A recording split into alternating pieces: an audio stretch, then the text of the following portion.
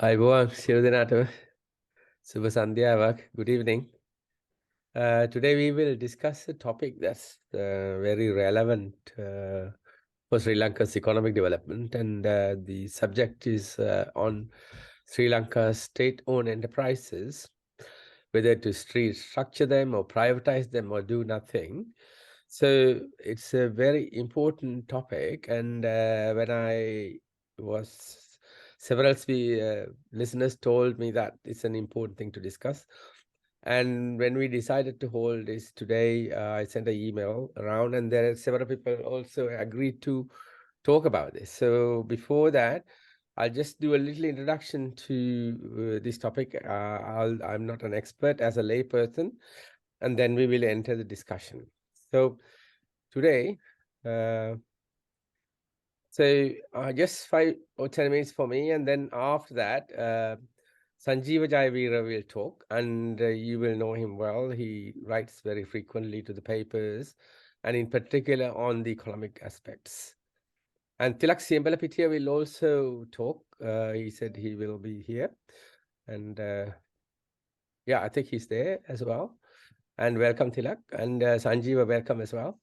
And then Ranjan De Silva volunteered to talk as well, and Lakshman Disanaike. And if there's anybody else who want to talk about this, please raise your hand afterwards. So if you go to enterprises or vyapara or businesses, roughly you can put it into 3 categories. So firstly, you have the private businesses. That's there. But the importance about private business is that profits to people via taxes. So if they make profit via various kinds of taxes, something will go to the government and that therefore to the people. But there's no people's liability for losses. That's the importance in relation to private business. State-owned means the profits and losses are both that of people. So people are liable for the losses. There's no accountability as such in here. And these are corruption prone as well. Then the mixed private and public enterprises. This is usually in where you need services with little or no profit margin. And so you cannot get really private ownership to these. So you need public-private partnership. And again, you need careful design for these because there has to be anti-corruption to benefit the people. So this is roughly the outline. And there's lots to read about state-owned enterprises. And there's a website for state-owned enterprises in Sri Lanka, soe.lk. And they published, already I saw 4 documents in 2016, 2019, and 2022 about state-owned enterprises, if somebody's interested to read.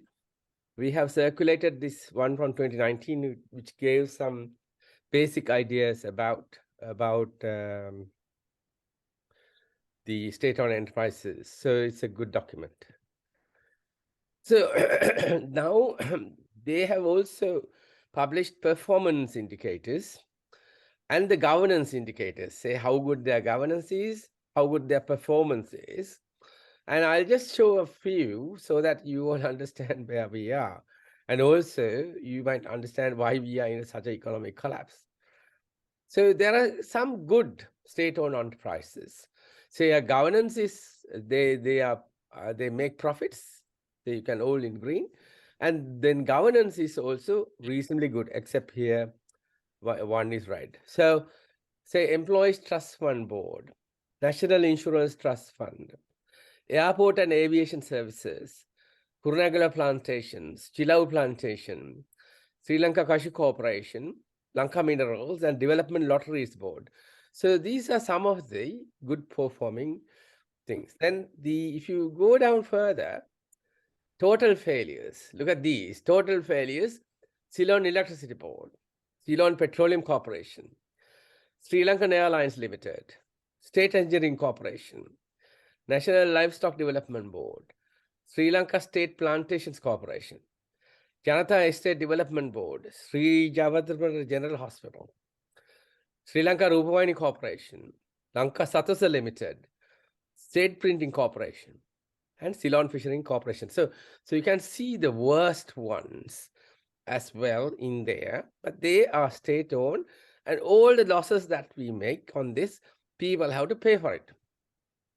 So this is roughly an idea there. Apparently, this was from 2019. Total number of SOEs 527 in Sri Lanka. But let's look at a little bit about how and why, how can they operate. Say, the communist socialist model, where the government retains direct control over business with limited rights to private property. So this is there in Sri Lanka as well. Then we have the capitalist model, where the government realizes complete right to private ownership and business regulation is left to the invisible hand of the market, which means supply demand. So that's another model. Then you have this mixed economy model, which, such as in India, where in the government allows private partnership in few sectors, while a few others are kept exclusively in partnership with for the government. The primary reason would be that private investment would not be very forthcoming in capital intensive but low on return sectors. So still you need some services, and then the government will have to step in. So obviously that is another aspect that we have to look at. So say this statement, you will see what it means at the end of another 3 slides. What is maximum governance and minimum government? It means government has no business to be in business. This is what Narendra Modi is saying, and it's a well-known sentence as well. Look at this model. Now, we have a state-owned enterprise. So it may make profits, it may make losses, but it provides a service to large number of population who are the ones who are funding the state-owned enterprise as well. So this one, we will probably have to keep that one, probably. Then you have the state-owned enterprises, where people still fund it, but then it may make profits or losses. But the service that you provide, it's only very few people, not to everybody. Now, should we maintain this kind of state-owned enterprises? Questionable, because it benefits only a few people, and everybody is paying for it. Say, for example, typical example, Sri Lankan Airlines. Now, this year. Imagine with this kind of things happening, how can it survive? Say, Sri Lankan Airlines flight carries out emergency landing. Why? Because there was a crack in the windshield. Now, then another time, it lands in Chennai airport, again an emergency landing. Why? The hydraulic was not functioning. So then the government is trying to sell it, but the government cannot sell this because the share value of the airline is negative. I mean, who is going to buy a negative share value? I mean, so this is the kind of situation we are in at the moment. So then sometimes you have state-owned enterprises. People fund it, but there's absolutely no service at all. So why would government try to maintain those? Because it's a complete loss and get rid of those. So why do you need to do that? But there are other things that where there's a service component as well. There's people's funding, but then there's huge corruption within. So once you got corruption into this thing, like appointing many people, various contracts, other things, and so on, if you say in a corruption state, then whether we should maintain or not is another question. The people should decide whether they should do that. So the main goal of business is to make profit, and the government goal is to ensure economic stability and growth.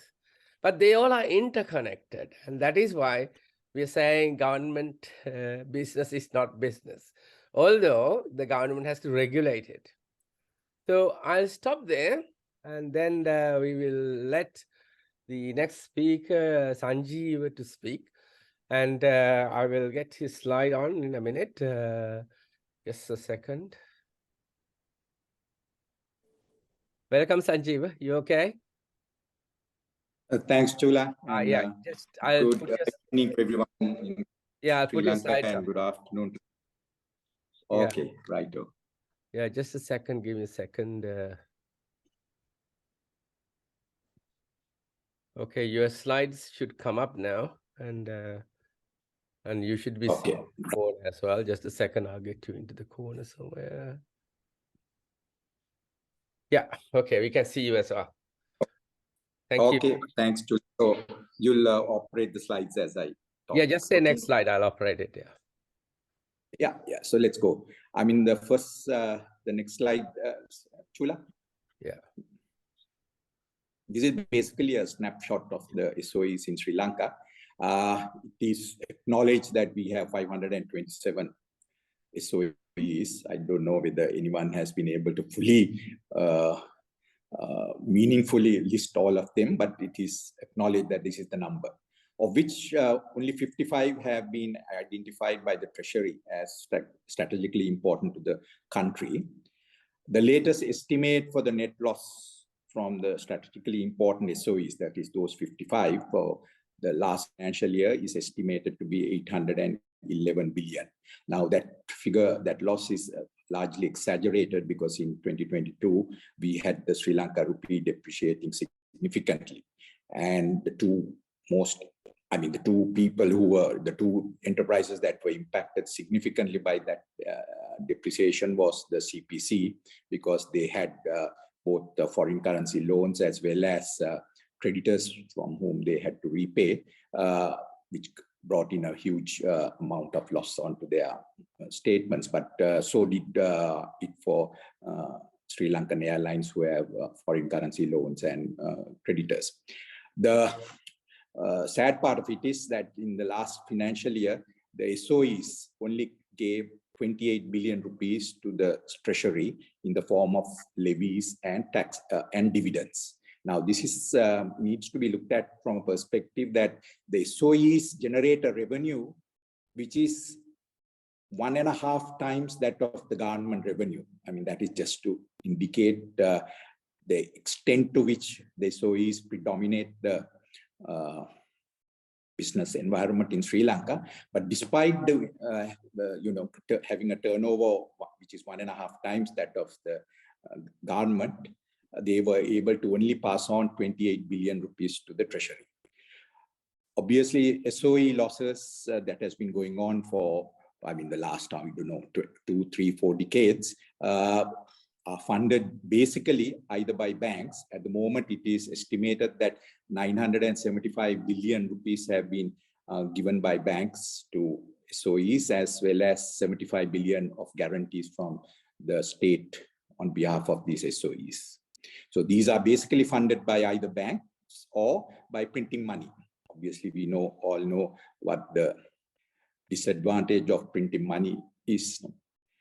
The losses from SOEs are basically greater than the national expenditure on education and health. Two aspects which are really important for the development of this country get highly neglected, whilst these SOEs, the white elephants, keep on, putting on losses on their income statements. It is estimated that the labor cost of SOEs are around 70% higher than those of the private firms. Now, this may be surprising to some, but it is not surprising to many of us who keep a tag on these figures, because most of the SOEs are excessively staffed, and many of the critical SOEs have staff who have, because of strong trade unions, managed to negotiate very high wages and various other perks. Only 1 in 10 SOEs make their financial information public. So only 10% out of this 527 publish their financial statements. Yeah. Yes, Chula, next slide, please. So this is where I have basically identified, in my view, what ails the SOEs in Sri Lanka. Ultimately, the SOEs are owned by citizens who have no voice, and more particularly, a lack of interest, or obviously the wherewithal to monitor them. Therefore, the efficiency is entirely dependent on the system of governance. I think this is the critical negative with regards to state-owned enterprises, is that it's supposed to belong to the public, but actually it belongs to nobody. Therefore, the management of such institutes really, like in maybe the developed world, is basically dependent on a good system of governance. The other issue for, companies like the CEB, enterprises like CEB and CPC would always, the management, if you go through the annual reports, have been for years complaining that their losses are primarily due to the fact that their pricing of their products or the services they provide is below cost. Now, this is an issue that is there with all SOEs, because most of the parties or the ruling party in power, in order to win the next election, they want to subsidize the cost of either fuel or electricity, and therefore they keep it below cost. As I think Dr. Siambalapitiya, who's supposed to speak after me, will confirm that since 2014 until last year, Sri Lanka did not increase their electricity tariffs for 8 long years, despite single-digit inflation in the country. The other disadvantage with SOE is that it is operated by managers who politicians appoint. So politicians determine and influence the appointment of key management. And after that, the managers who run SOEs are controlled by politicians. So this is basically the problem that we have been facing. Politicians appoint their stooges, and the stooges basically do things according to the wishes of the politicians. Political patronage as opposed to competency is the criterion when making critical appointments to SOEs. Therefore, in most instances, incompetent personnel with no proven track record of running similar business enterprises are appointed. I have given a few examples. The greatest damage that this country has witnessed was the appointment of the brother-in-law of Mahinda Rajapaksa as the chairman of Sri Lankan Airlines, a guy who was, I think, only a plantation manager who had no knowledge about running a complex organization as a national airline, and who basically was responsible, along with, of course, the others, for the purchase of about 10 Airbuses or something at great cost, which has cost the company and the country in a big way. Then the appointment of Maithripala Sirisena's brother, that was the first action that Maithripala did after becoming the president under the Yahapalana government. And despite having promised that people will be appointed after a particular criteria is evaluated, he appointed his brother as the chairman of the SLT, and he was appointed as the executive chairman now. This again is a guy who did not have any experience in running businesses. And, similarly, even non-traditional politicians like Arjuna Ranatunga, the famous Sri Lankan cricket captain, when he was the minister, he appointed his brother, Dhammika Ranatunga, as the chairman of the Sri Lanka Port Authority, and thereafter the Ceylon Petroleum Corporation. Now, these are two critical SOEs in the country, and you appoint a guy who has no experience other than having played a little bit of cricket to be the chairman of these enterprises. Yes, Julia, the next slide.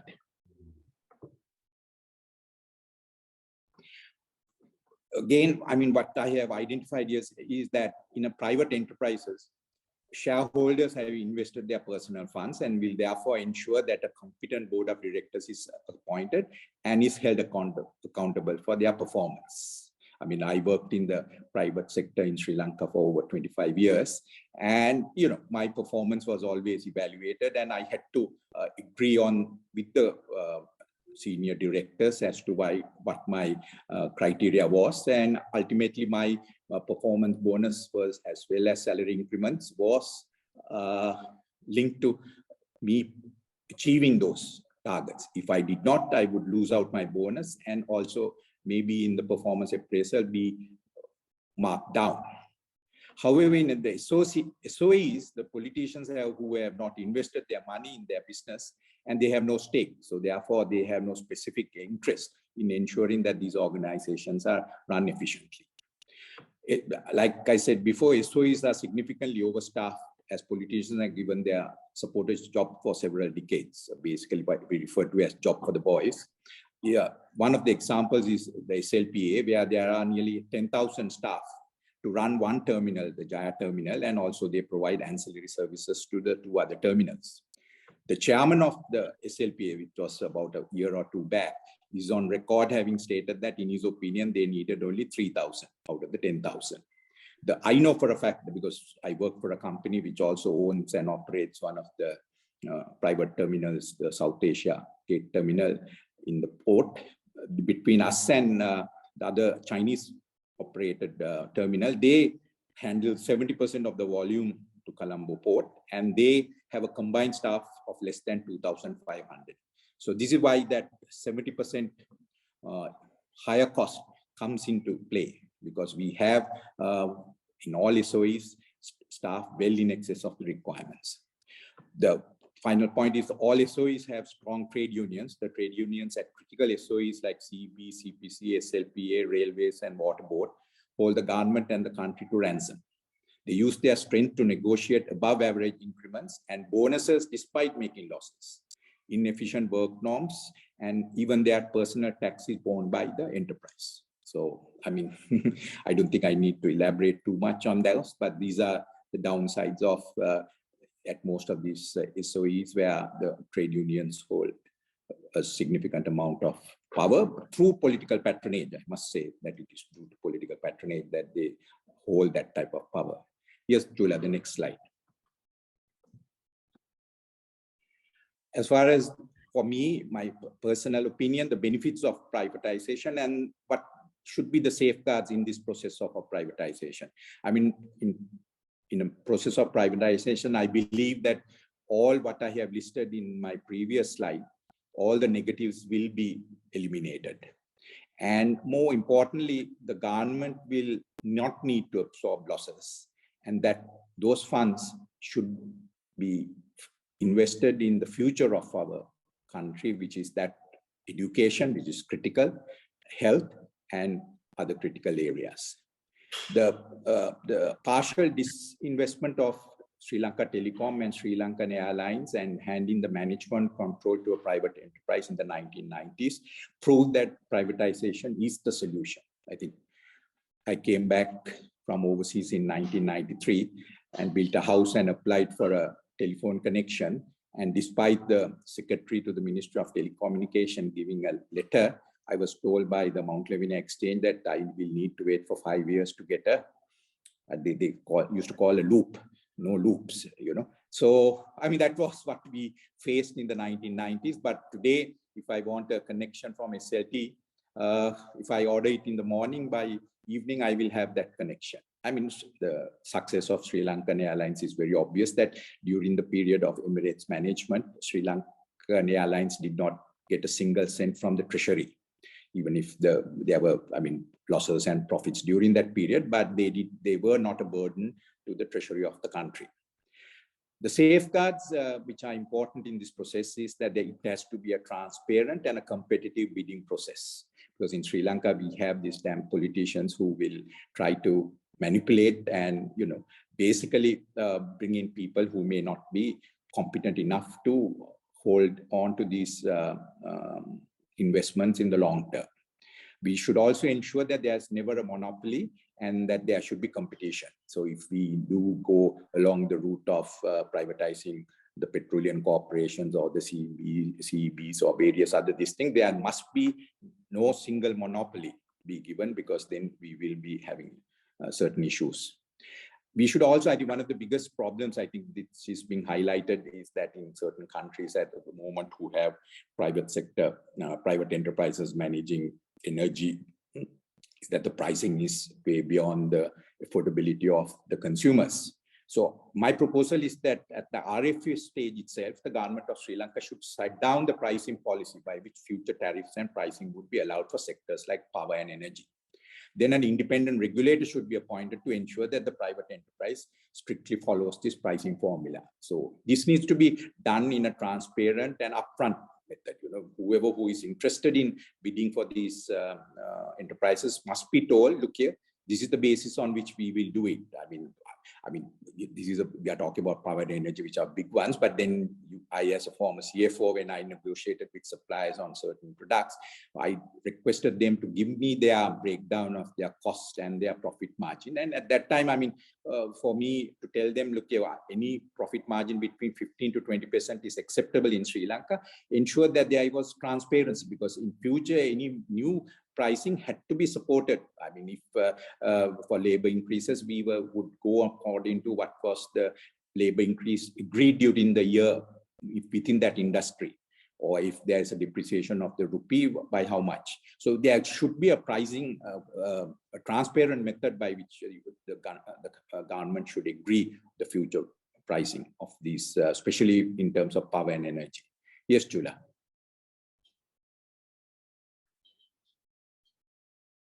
In my opinion, SOEs should be run as any business enterprise, ensuring a market return on capital employed.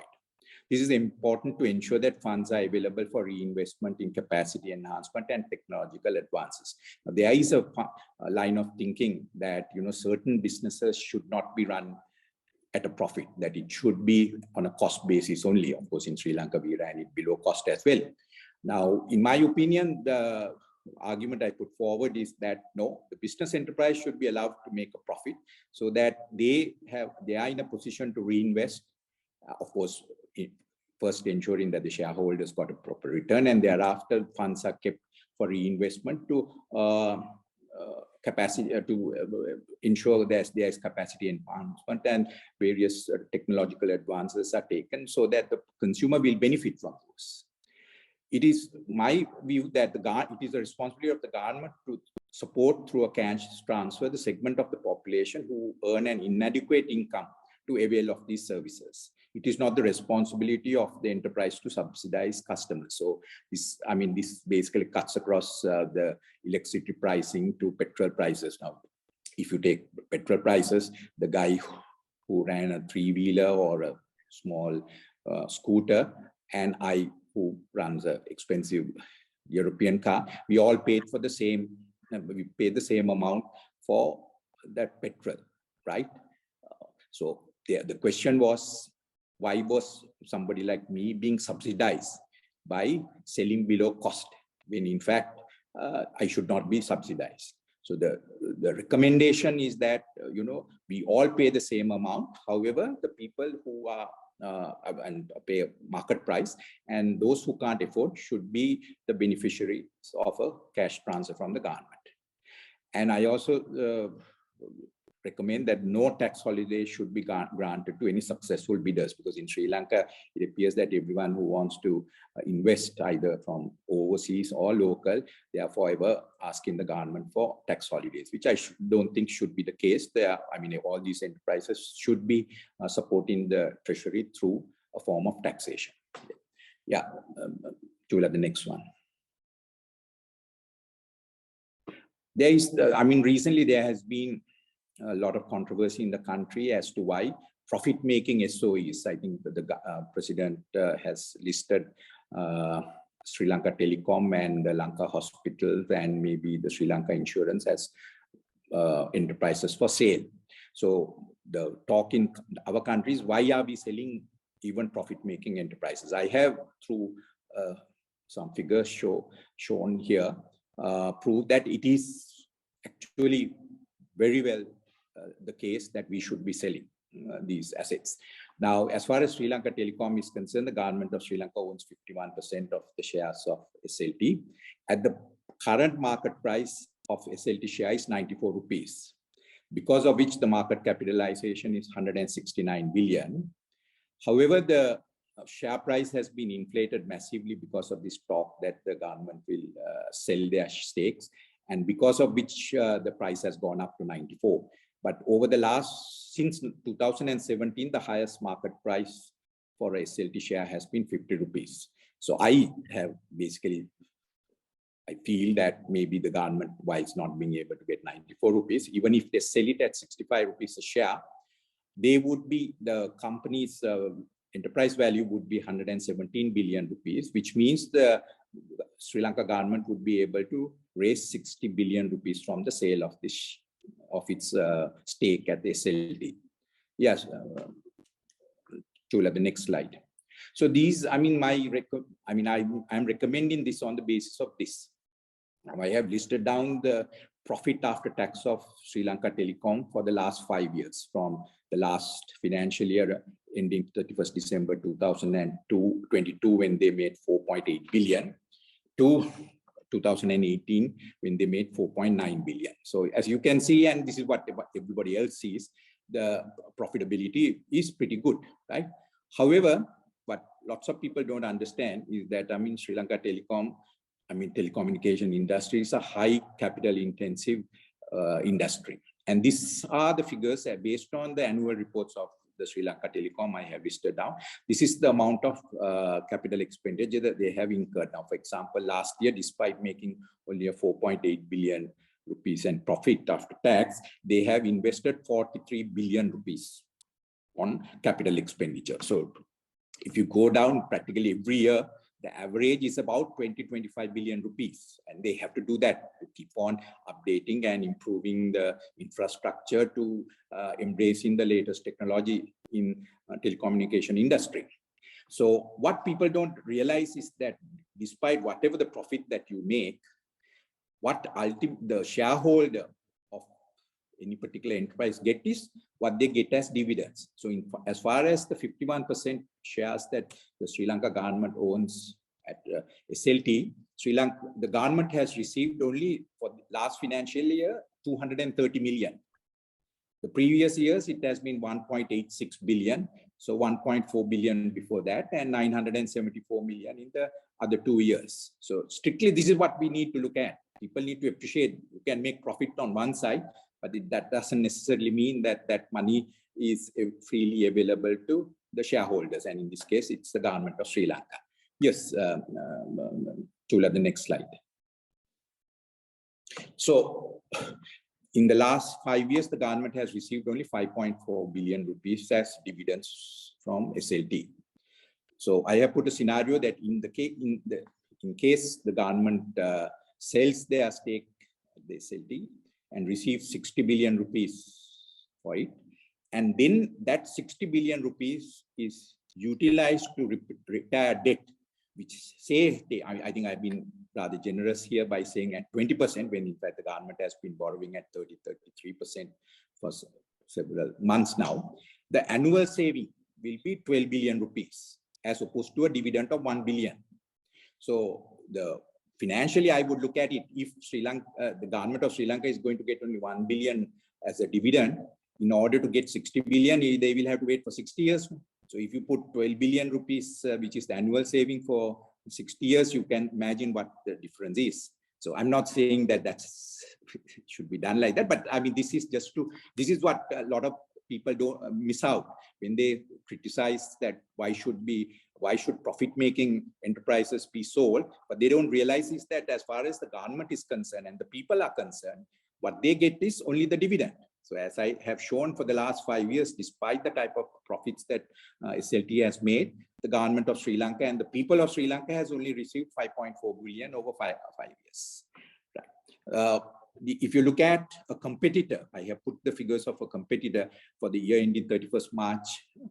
During the 5 years ending 31st March, Dialog, which is the number, I think they hold the largest market share in the mobile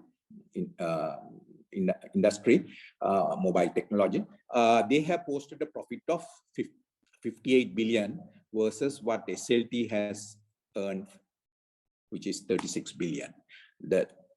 In the last financial year, Dialog posted a massive loss because of that exchange, the depreciation of the rupee, because being a foreign-owned company, most of their investments and funding has been in US dollars. If you look at the other profit-making SOEs in Sri Lanka, I mean, large amount of the profits that are made by state-owned enterprises comes from the banking industry, which is Bank of Ceylon, People's Bank, National Savings Bank, State Mortgage. And now the thing is, I mean, there's no bank who can survive without making a profit. So to cite Bank of Ceylon and People's Bank as successors under a SOE regime is, I don't think, is quite correct.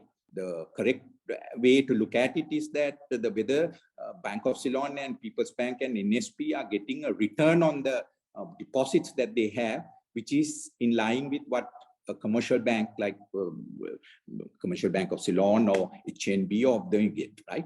But the biggest problem with privatizing these has been because these two banks have been, or even NSB, have been used consistently by politicians to give loans to their stooges. And most of those loans are unrecoverable. There are some very high-ranking members of the cabinet plus various business people who are close to the powers be, who are, owing sometimes 4 or 5 billion rupees of loans which they don't pay, and no action is being taken to recover, right? I mean, similarly, Sri Lanka Insurance is a very high profit-making SOE, but then, I mean, an insurance company has to make profits, no? So, I mean, similar to, for example, as Chula pointed out, showed the ETF, Employees Trust Fund, makes money. But then what is it that the Employees Trust Fund do? The Employees Trust Fund is money collected from private sector employers on behalf of the employees and invested in treasury bills or treasury bonds, and that's make money. I mean, that is not a case to say an SOE is successful. I mean, this is just taking money from somebody and putting it into the bank and making some profit out of that. So that case, for me, really those sort of things like the banking sector and the Sri Lanka Insurance and ETF should not be held by people as justifiable reasons for holding on to SOEs. Yeah, Chula, I think my final slide. Sorry if I have taken a little bit too long. So as far as I'm concerned, the roadblocks in the privatization process in Sri Lanka is that, I don't know, as a person who worked in the private sector and somebody who worked overseas for a long time before I came, what I have seen is that Sri Lanka has a culture of being anti-private sector. And that is largely, I feel, linked to socialist ideologies and powerful trade unions. I mean, there is generally, I'm at most, discussions, I find that, private sector is not, I'm sure, I am not saying they are very clean, but there is a lot of antipathy towards the private sector, which I don't think is justifiable. Sri Lanka also has a history of public opposition and suspicion of foreign direct investment. This is one big issue, So, finally, what I say is that most Sri Lankan lack knowledge on financial matters, and I don't say that in a, snobbish way or anything like that, but I mean, it's a fact that therefore the concept of, in every media and news release and they say, ape sampat vikunana.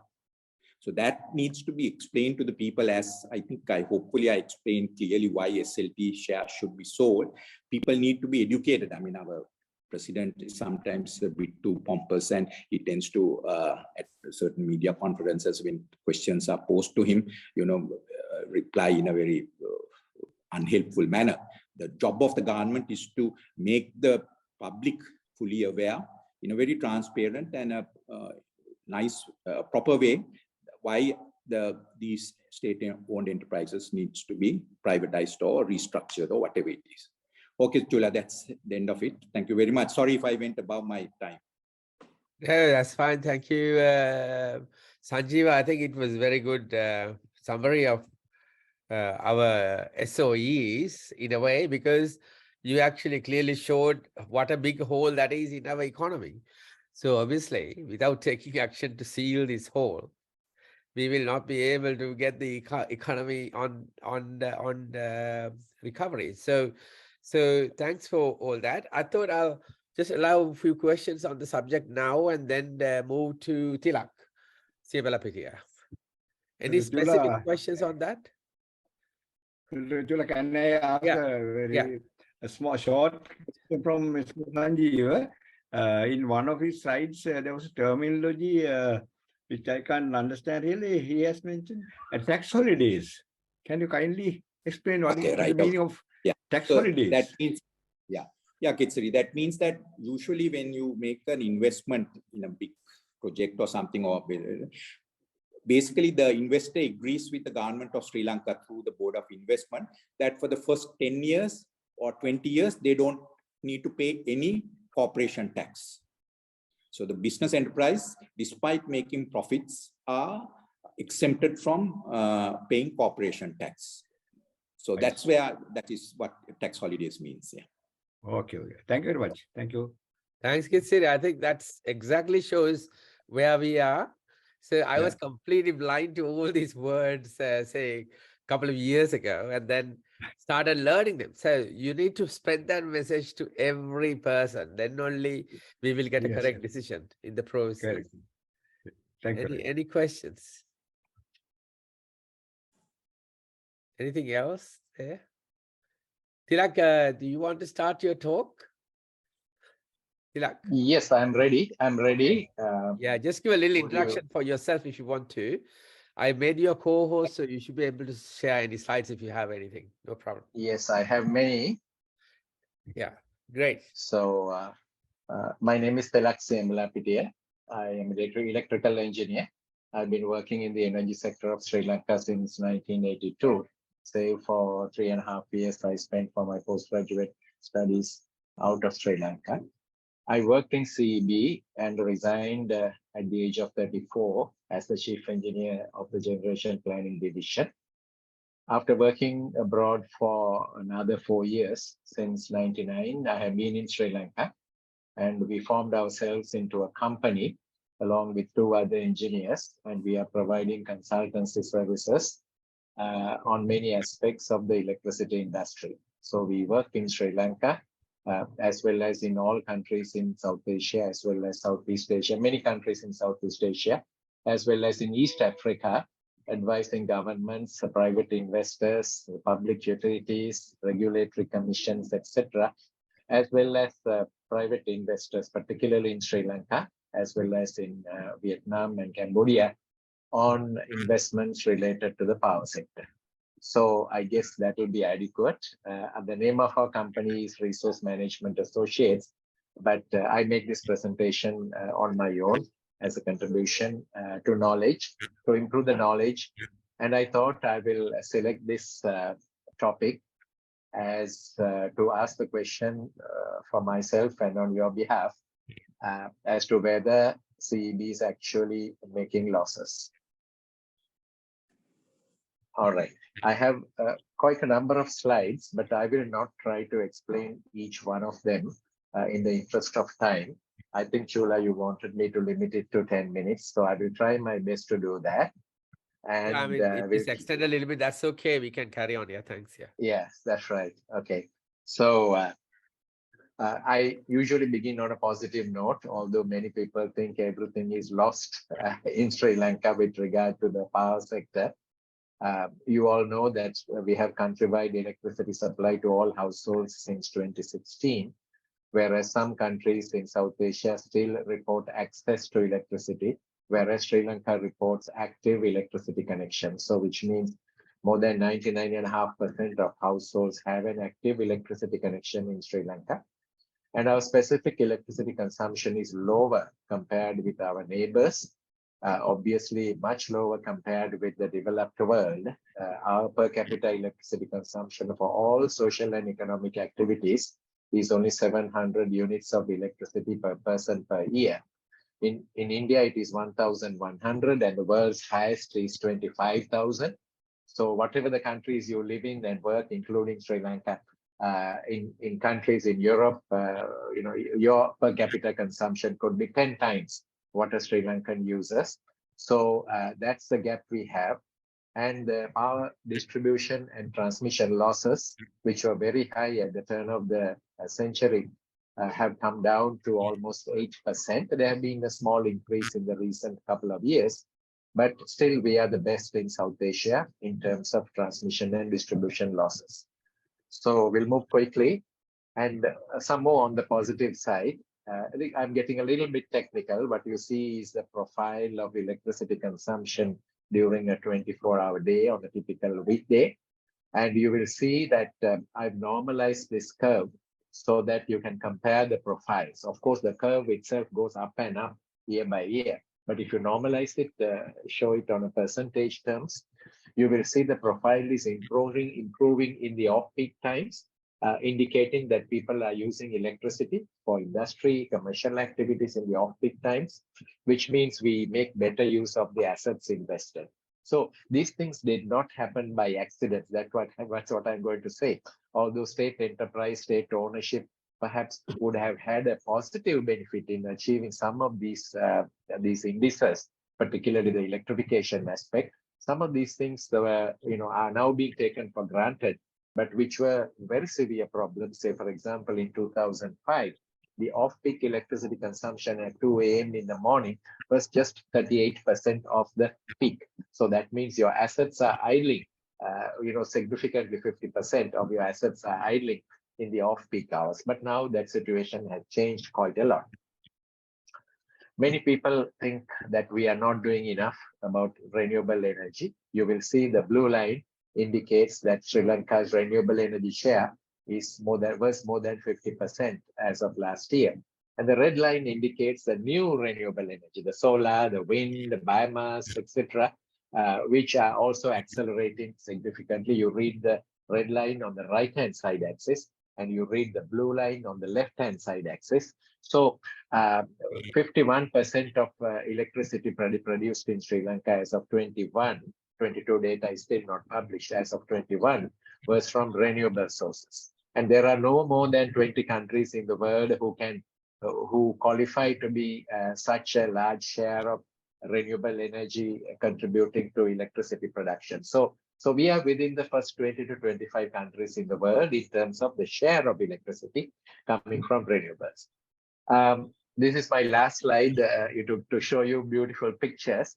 Perhaps you may like to see what the economic downturn and the price increases has done to the electricity demand between year 2022. 3rd of February was a working day last year. It was just before the power cuts started. So you will see on the vertical axis, the demand for electricity, on the horizontal axis, hours of the day. Sri Lanka has been consuming of something of the order of about 2,800 megawatt of demand. And you see the same information on the right-hand side, what the economic downturn has done. So it has depressed the demand for electricity by about 500 megawatt of the order of about 30% reduction. So that speaks for itself as to what the economic downturn has done. And later we will discuss, but you may also be interested in looking at how much of rooftop solar, the yellow patch, is contributing to the electricity supply in the country, and what the coal power plant is doing, the dark brown strip at the bottom, what it is doing. And the light brown patch next to it is the oil-fired electricity production, and the dark blue is large hydro, and we go on and on like that. So this is the contribution from different sources. And now if we move to the question in hand, what I'm going to present you in the next few slides is the cost aspect of it. But let me first take you through a few more pictures. Power plants of various types have been built. We have wind power in operation, about 260 megawatt of wind power in operation as of now. We have biomass-driven power plants. We have 210 privately owned mini hydropower plants, and all solar parks are owned by the private sector. This is the one in Talawa, Anuradhapura, which is using the latest technology in solar parks, and the naval floating solar pilot that's floating in a small pond at the engineering faculty at the University of Jaffna in Kilinochchi. So I photographed this when I went there for my lectures a couple of weeks ago. So with all this, what's wrong with our electricity industry? What actually is wrong? Something is wrong. So I would like the professionals to understand what is wrong. And what I'm going to tell you is that privatization may not resolve the problems that I'm going to pinpoint in the next few slides. So in my view, the fundamental problem why CB has gone into a loss-making situation is twofold. One is that the 20-year generation plan, which is updated once in 2 years, which determines which power plant should be built by which year, using which technology, which fuel, at which location, such that the reliability of electricity supply would be ensured and the costs will be optimized, is not allowed to be built. These power plants in the plan are not allowed to be built. I worked as the chief engineer in the CEB's generation planning division from 1989 to 1994. Most of the power plants that we planned at that time through a very systematic process were either built 10 years behind schedule or were never built. So that's the situation with regard to power generation. So now, to bring a solution to these problems, as well as the problem of electricity costing and pricing, the Electricity Act of 2009 empowered the Public Utilities Commission. I'm sure you are familiar with the Public Utilities Commission, and they come in the news very frequently, particularly in the recent past, but they have been in existence since 2009.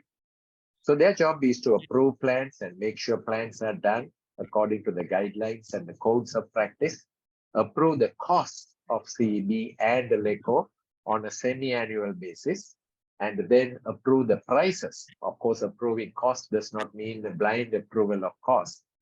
And similarly, approve the prices that CEB and LECO proposes as the selling prices to customers.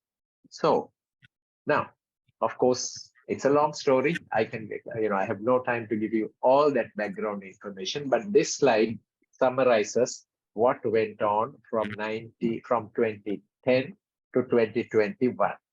So for convenience, I have indicated the cost of electricity supply. Later, I will give you a breakup of the cost of electricity supply for a unit of electricity, all-inclusive cost that the Public Utilities Commission has approved after submissions from CEB and LECO. So you will see this is in current rupees, that means the currency of that year. So it has been 1691 in 2010, and it went up to 22 rupees, and it went down to 16 rupees. Now you might think why it went down. Can you guess? That's the first year of the operation of the Norachole power. So it went down from 22 to 16. And it fluctuated because oil prices started going up and then they went down, but it generally was on an upward trend. But the price of electricity, now having approved the cost through a regular gazetted process, the price of electricity varied as follows. So 13 rupees, as you see, there's a gap. And in 2013, there was a price increase. So the price went from 13 rupees to 19 rupees. And 2014, towards the end of the year, there was an election approaching, and completely disregarding that even a reduction in price to match the reduction in cost has to be done in a professional way. The president at that time announced from an election platform that I hereby reduce the electricity prices by 25%. So the so-called Independent Public Utilities Commission reduced the prices by 25%, just to follow the president's decree or declaration. So prices remained almost at the same level. The small variations that you see here are owing to the changes in the market structure, because in certain years, customers who are high paying, the commercial customers use a little bit more, but as you see, it has been in the 16 rupees 30 to 16 rupees 80 range, the average income for a unit of electricity. So our experiment in appointing the so-called Independent Public Utilities Commission in a way has failed. So therefore, this was the sales forecast for the year. So therefore, the resultant annual financial loss, this is the defined financial loss.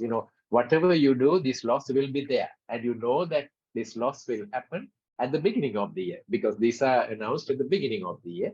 But of course, we have to remember this is the regulatory cash flow. So I qualify the cash deficit because this is the regulatory cash deficit because that is a forecast and it's on cash basis.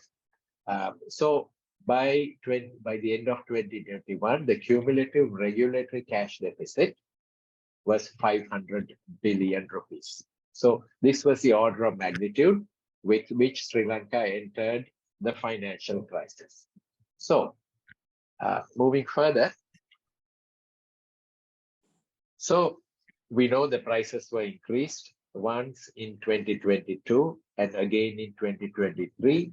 So is the problem sorted out now? I'm going to say it has not been sorted out. So these first three figures are the same figures in the previous chart. And in 22, the cost went up to 32 rupees. And 23, the cost went up to 56 rupees. And the prices announced were nowhere near. So therefore, CEB, by definition, is continuing to make losses. But of course, this year, the prices and the costs were volatile and the oil prices came down and the exchange rate improved. So therefore, I'm not exactly sure by the end of this year whether this regulatory cash fall of 130 billion will actually occur, because there are so many changes happening. So, but this is the situation. And so we have a problem of increasing costs, and we have a problem of the prices not matching with the costs. So what were the lower cost power plants that were never allowed to be built on schedule? Sampur 500 megawatt was cancelled by the president in 2016, and it was to be ready by 2020. Norachali number 4 of 300 megawatt was cancelled by the president not so long ago. These are just cancellations. The president wakes up in the morning.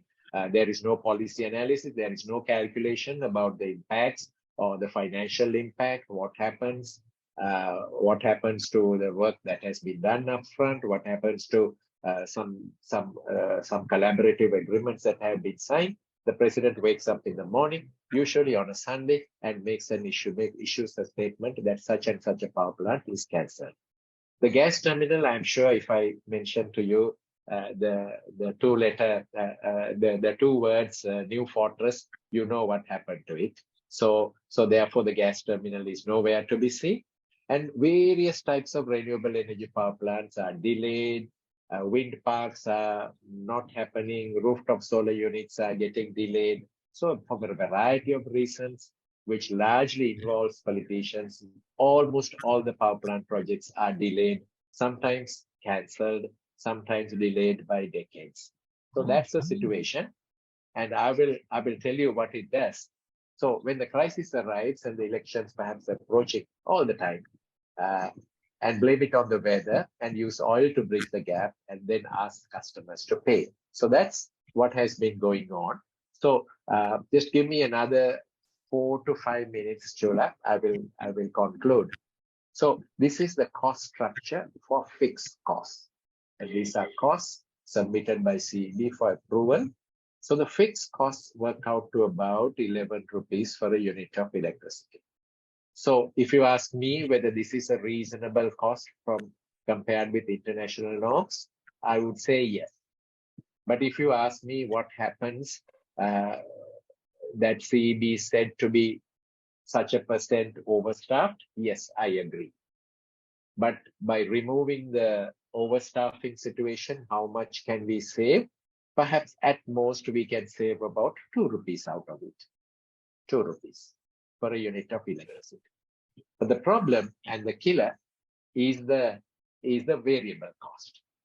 The variable cost is the cost of producing electricity from your assets or purchasing electricity from the private sector on a per unit basis. So this is the share of electricity produced from different power plants. In the first half of this year, as you see, the weighted average production cost is 37 rupees. Adjusted for the 9% forecast loss, and also consider the fact that nobody pays for street lighting, the variable cost per unit of electricity that a customer has to pay is 41 rupees. So going further, is there any possibility to reduce this cost? Which cost should we try harder to reduce? Whether it's a fixed cost or the variable cost? I would say yes, fixed cost can be brought down by 2 rupees by chasing away all the unwanted staff or stopping recruitment and redeploying all the manpower and stopping ministers from recruiting people to CEB. But then the problem by and large is with the variable cost. So this is the same table that you saw earlier, and the renewables are coming in. Now remember, large hydropower is coming in free of charge. It has only a cost component, a fixed cost. Large wind power is coming free of charge. Of course, it has a fixed cost added onto the fixed cost. But renewables from the private sector is purchased as of 2022 at an average price of about 20 rupees, and new agreements are signed at 33 rupees. Rooftop solar, new agreements are signed at 37. So therefore, these two numbers have to go up as we go into the future. 39 rupees for coal, prices are declining, but the government has promised that they will not build any more coal-fired power plants. So the price right now is about 25 rupees for a unit of electricity at international prices. As you know, Sri Lanka does not get coal at international prices because there are so many intermediaries which prevents us from enjoying the international prices. Similarly, oil prices have gone down. If we apply the international prices, this number should go down to about 65. So even with the present mix, with the proper adjustment of prices, we should see a reduction in cost. But one might think with all this happened, and after 1 year of power cuts, everything must be in full swing to get these power plants built, do away with the oil burning power plants, get the renewables in, and bring the cost down. But take my word, absolutely nothing significant is happening. Nothing significant is happening. What's exactly happening is that more and more oil burning power plants are being hired. And recently a set was fixed in Hambantota as well. And to produce electricity at 65 rupees or somewhere thereabout. And we customers and you customers are being asked to pay more and more for electricity. So the end result of all this game, which has been going on in my recollection ever since I joined the sector, 40 years, let's say, and more intensely over the last 20 to 25 years, the end result is a bankrupt CEB. So I will skip a couple of slides, but then how are we compared with what customers pay in other countries? So this is my comparison of what a medium-scale household, may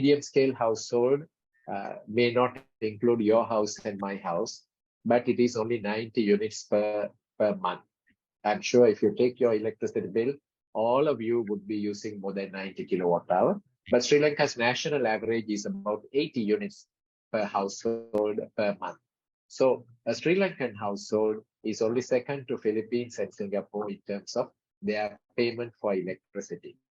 So true, Bhutan has a lot of hydroelectricity. Malaysia is using a lot of coal and hydropower to produce electricity, and so on and so forth. And Tamil Nadu gives free electricity to small households. But this is the comparison.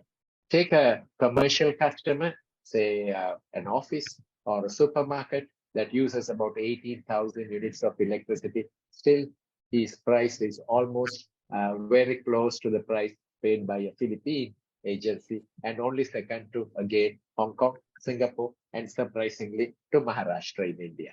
Manufacturing industry is slightly better. We are better than Thailand and on par with Maharashtra as well as Madhya Pradesh with regard to prices paid by industries for their electricity.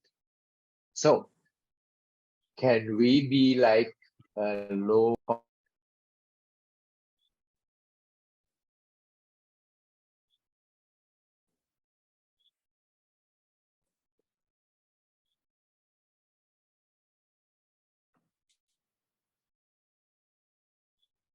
Tilak, I think you got muted.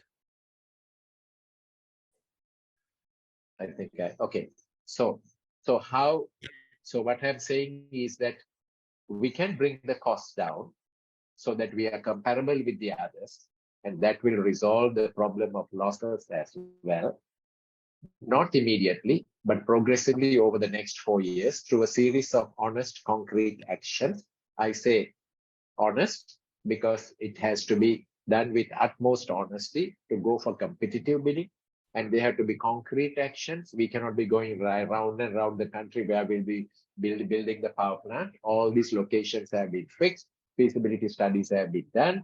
The designs are ready, whether it is a private solar park or a government-owned gas terminal or a government-owned hydropower plant or a private mini hydro, all these are ready. What is the designs are ready. What is required is to initiate and implement a strong set of actions. And how? That's the question. So at this point, and this is my last slide, I'm jumping. Allow me to jump on to my spreadsheet to show you how we can actually reduce the cost. So just a moment. This is my last.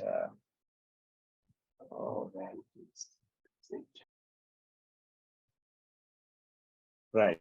You see a spreadsheet on the screen. You see a spreadsheet on the screen. And you would remember this number 3696 because this is the cost of producing a unit of electricity at the point of production. And this figure was 9%. So 4141, you remember this figure.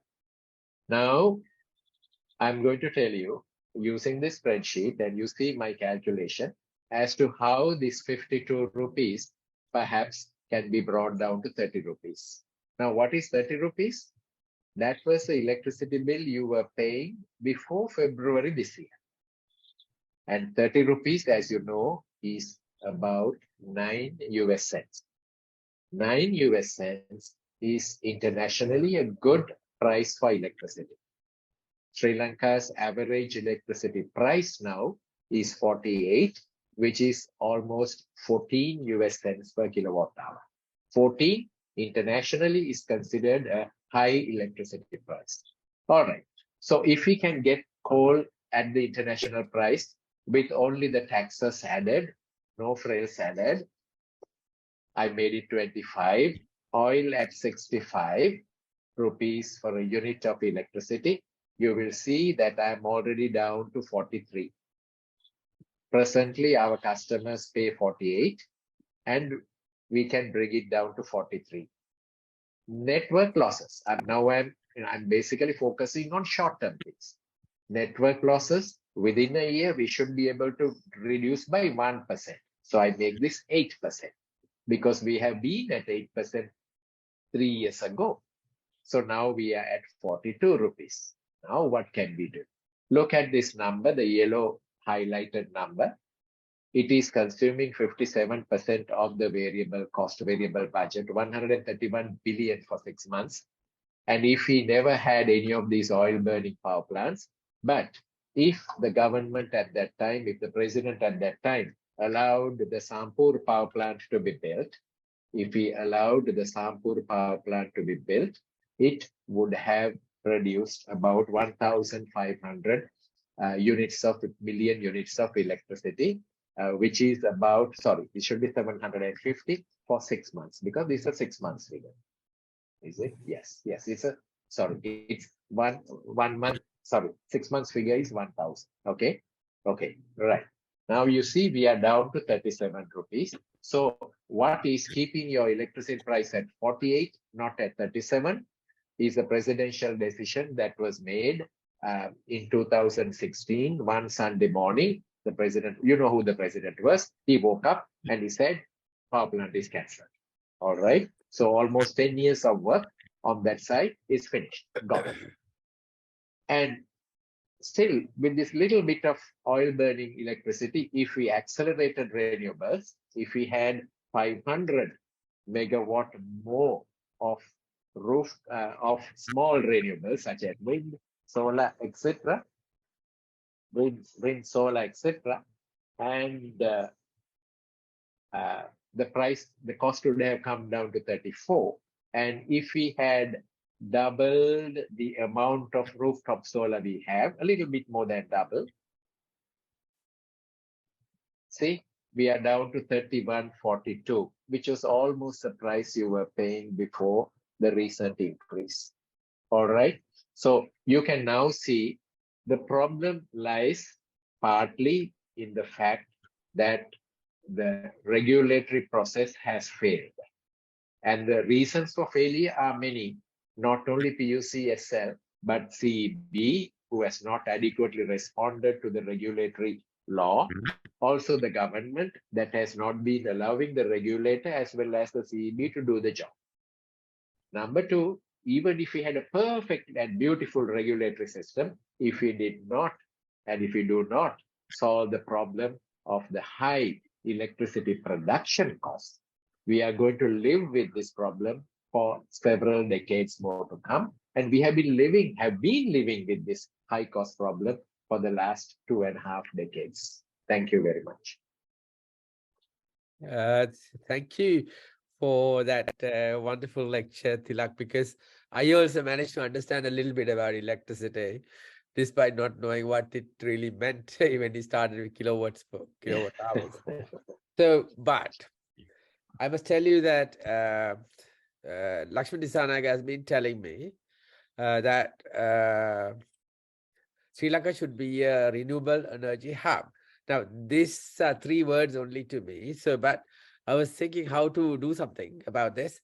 And I wrote a letter to them, which was about 1 page 2 days ago, thinking how to promote this, because without promoting that, you won't get there. That's how the Sri Lankan situation, like what you explained now, without having that knowledge, even us can't make a judgment. So I'm going to copy that letter to you so you can have a look and get involved, please, Tilak. Yeah.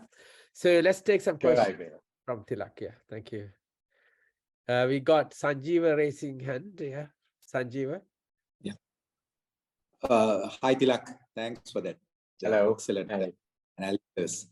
Tilak, in respect of renewables, especially in solar, one of the things that I read about, and I'm no expert on power at all, is that fact that the base load, how do you manage the base load with the where there's a huge swing towards the renewables, and is there a need to create our grid and the transmission in order to support additional renewables? Yes, I think you asked many questions in those several phrases. The one, renewables produce electricity when the resource is available. So sunlight during the day, peaking around 12:30, etc. And wind is highly seasonal. Say right now, there is almost zero wind because this is the changeover of the monsoon, from one monsoon to another. You can go towards Portland. There are 120 megawatt of capacity there. You can go towards Manor. Most of the wind turbines will be standstill. Hydro is also seasonal. So therefore, renewables, solar and wind particularly need to have either a 100% backup from some other type of power plant, or a lot of renewables which will add up to each other and finally give a reliable supply, which is difficult with solar. And the way to do it is, if you want only renewables and nothing else, is to support them with batteries. So that is to resolve the issue of seasonality and intermittency at the grid level. So therefore, as you saw on one of my graphs, that yellow patch, we can keep on increasing that yellow patch until we come to a situation where we displace expensive power plants. But then below that, obviously you cannot stop the coal-fired power plant to accommodate solar, because that's not something that can be practically done.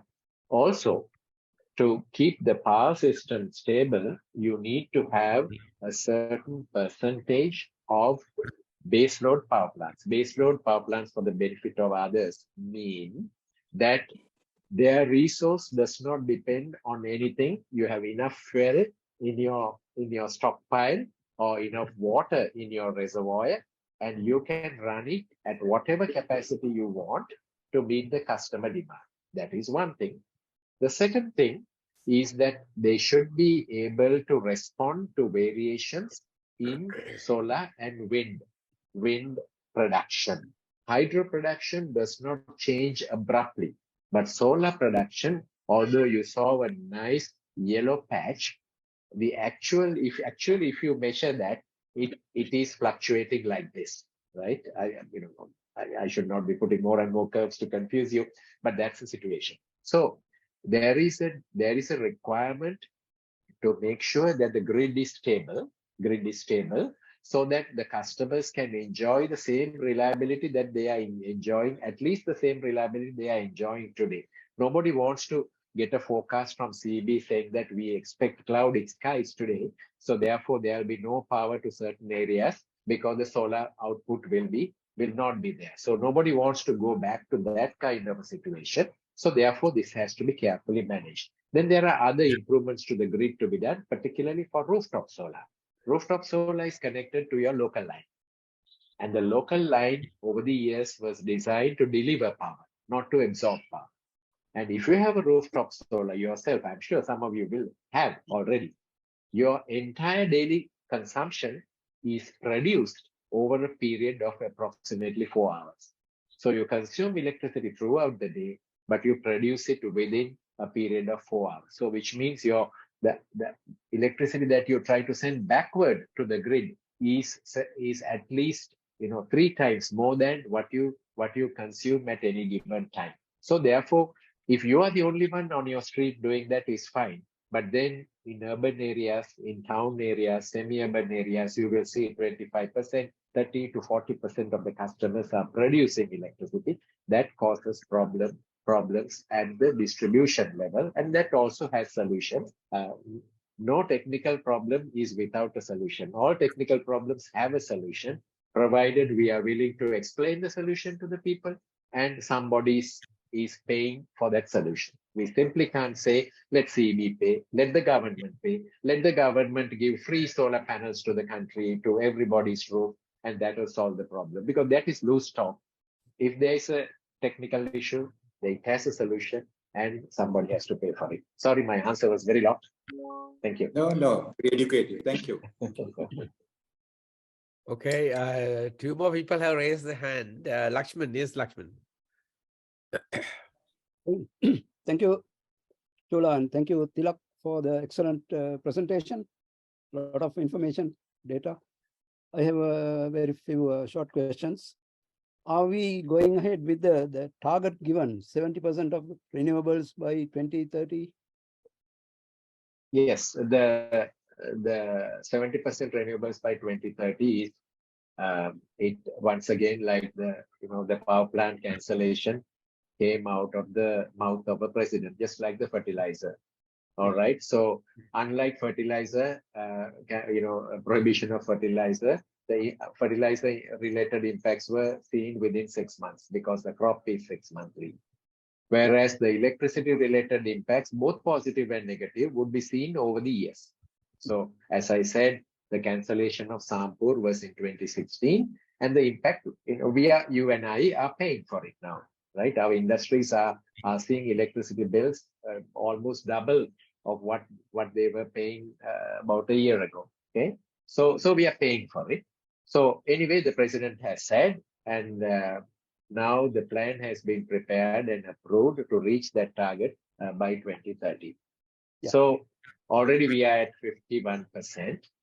But once again, what I say is that the projects in that plan are not being pursued and being implemented in such a way that they keep to the timeline, number one.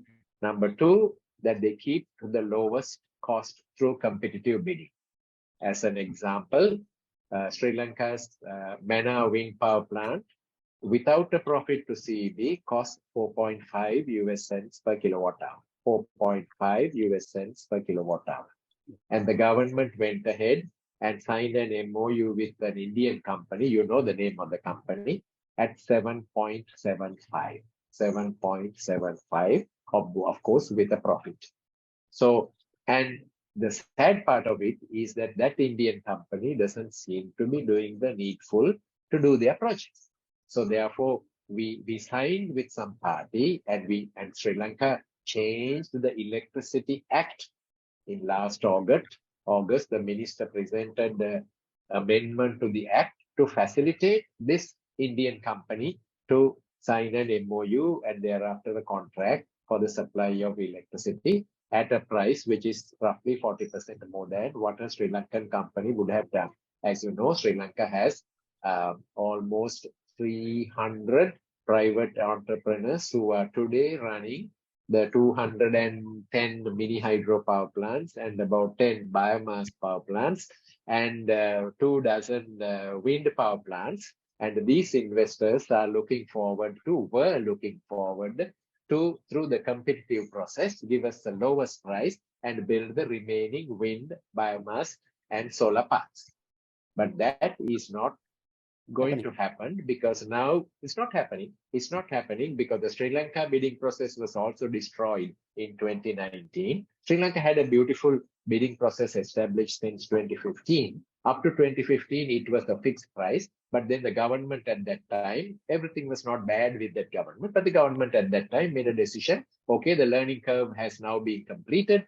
20 years of renewable development in Sri Lanka has produced 200 entrepreneurs. So now we are ready to go for competitive bidding so that we give the benefit of renewable energy to the society. So that is good. And the first wind power plant that went on competitive bidding fetched a price that was 30% lower than the fixed price that was given. So the competition went on till 2019. 2019, everything changed. And from 2019, not a single wind, solar, or whatever power plant has been signed up.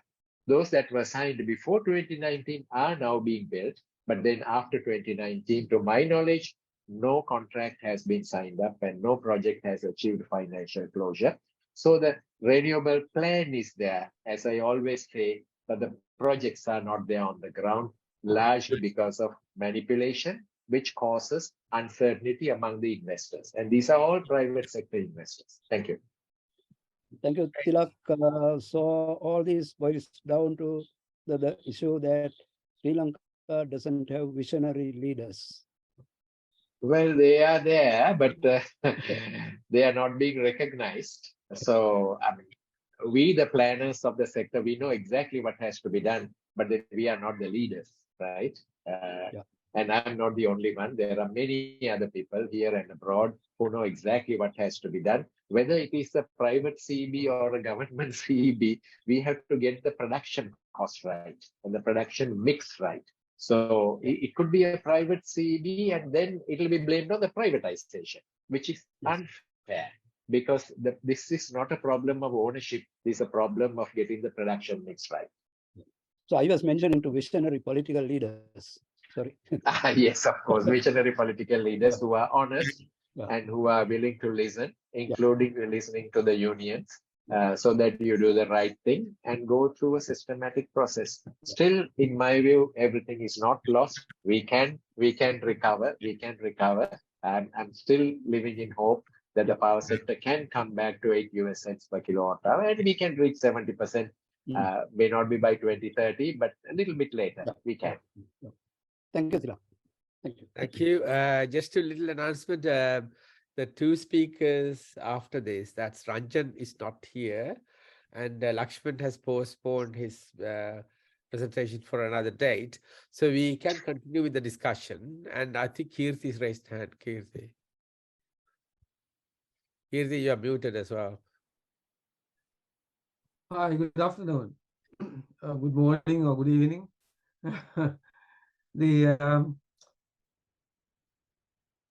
Now, in some clarification, I thought I joined at the right time, but by the time I joined, the meeting has already started. I don't know. My clock says anyway. That's history. I can't change it. So there was a lot of information, a lot of data presented, and I'm trying to make any sense of the data in a realistic manner. And also, I was listening very carefully to the answers that Tilak gave, Tilak gave to the others' questions. Having listened to those answers, am I right to think that the three biggest problems in Sri Lanka are: one, there is no planning; two, even if there are any plans, nobody is executing them correctly; three, there is no governance. And behind that, as Lakshman said, there are no visionary leaders. I think those are the basic problems I gathered from those answers. Now, let me go back to something else in the real data.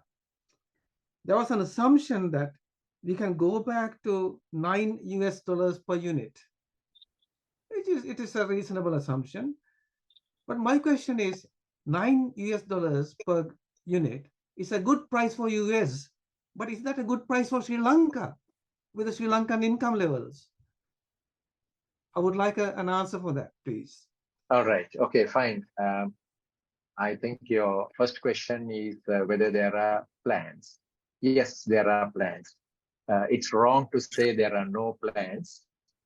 Of course, we can go through. I can show you on the screen the 20-year generation plan and the 10-year transmission plan and the 5-year distribution plan. These plans are very comprehensive. They are internationally reviewed, uses software and various operational modeling that any other country would use. So we have plans. So and I'm the one who actually set up the planning process in CEB in 1988. All right. So I left CEB in 1994, but then the people who came after me have further improved the planning methodology, the detail that they go into, and with more renewables coming in, the modeling approach also changes. So therefore, plans are there to meet the government policy. So of course, when the governments keep on changing policies, then the plans also have to be revised. So the plans are there. If you like, we can have a separate discussion on what the plans are. And the plans are approved by the regulatory commission according to the law. So then the second one is, I think you asked about plan implementation. Yes, the problem is in the implementation of plans. And the problem largely is related to, in my view, dishonesty in the procurement process. But it appears as for example, as a love for environment, or as a consideration of what a religious leader says. Say, for example, Norachole was delayed by a total of 8 years. Because the governments wanted to show that they are listening to a religious leader from that area. All right. Sampur was cancelled by the president at that time. So if he made that decision consciously about the impacts, then he would have at least followed the next best option vigorously so that the shortage will not come in. Sorry about the But noise, because there's a UK alarm system check for 10 seconds. All right. That's gone. Yeah. Okay, fine. So I forget the third question you asked. Can you just quickly remind, Kirti? Whether 9 US cents. No. Whether 9 US cents per kilowatt hour is a reasonable My third price. question was no governance. Yes, that's right. I have to agree with you, because if you followed what happened very recently, the Public Utilities Commission is legally empowered to approve the costs and approve the prices. But there is a history of the Public Utilities Commission which has been approving the cost but not approving the prices. So that's why, as you know very well, from 2014 to 2022, Sri Lanka had the same electricity price, whereas the costs approved have gone up by about 30%. All right. So whether we like it or not, it is. May I interrupt, please? I Yes, apologize please. for the interruption, because Yes. I need to say this. Now, you said there are plans. I judge by the results of the plans. If we had plans 30 years ago, we wouldn't be in that situation today. So I'm not blaming you, the person who created the plans. When I said no plans, I meant the plans for the country, the plans for the society, not not one individual having a plan on his desk and saying, this is my plan. So when I said no plans, the government, the state has no long-term plans to look after the society. Okay, So that's beyond me, but it's not a plan that absolutely. remained on my table. You can Yes. read all the generation plans on the web, right? So in fact, that's what I said. I'm not blaming you. There is no point just one individual having a plan. The country must have a plan. The government must have a plan, and they must be executed, and there must be governance. So I think, as you, Yeah, I fully agree with you. yeah. And I The can I problem just is, interrupt, because I think Tilak explained very well about your involvement in setting up the generation planning process and the infrastructure. And also that is being revised every 2 years with various consultations. And that you explained that the generation plans are delayed or not adhere to, and that is the problem. So you explained that at the very beginning. So Yes. I think, Kirti, if you listen to the Yeah. recording, you will note that some of your questions were answered earlier on. Okay, thanks. so He had that's what one I last said. question. I Yes. may have missed the initial part, because when I joined at 2:30 UK time, the lecture has already started. So anyway, my last question was the unit price, the target. Yes. $9. Okay. I think you have forgotten you have advanced the clock last Sunday, is it? No. I got the right clock today. Yes. Right clock? It's 6 okay. o'clock Right. Anyway. Sri Lankan time. That's how we go. Yes, indeed. Yes. 6 o'clock All Sri right. Lankan time. Quickly. Sri Lanka's electricity costs will continue to depend on the international prices of capital equipment as well as fuel. So even if we have 70% renewables, do not forget that we'll have to import the equipment to produce that electricity, as well as for the balance 30%, it will depend on an imported fuel. So therefore, our electricity costs cannot be very different to the costs in other Western countries. But of course, our wages are smaller, somewhat lower. So therefore, there would be some savings there, as well as our network is smaller. So therefore the losses compared with some countries are lower, but compared with others, we are slightly higher. And then since we have a lot of legacy renewable energy power plants, say for example, hydropower, the large hydropower plants on the Kalani River, Mahavali River, Samanala River, and Kukuleganga, these power plants are almost fully depreciated on the books now. They are government owned, so therefore they have no production cost. They only have a depreciation and a maintenance cost and a staffing cost, etc.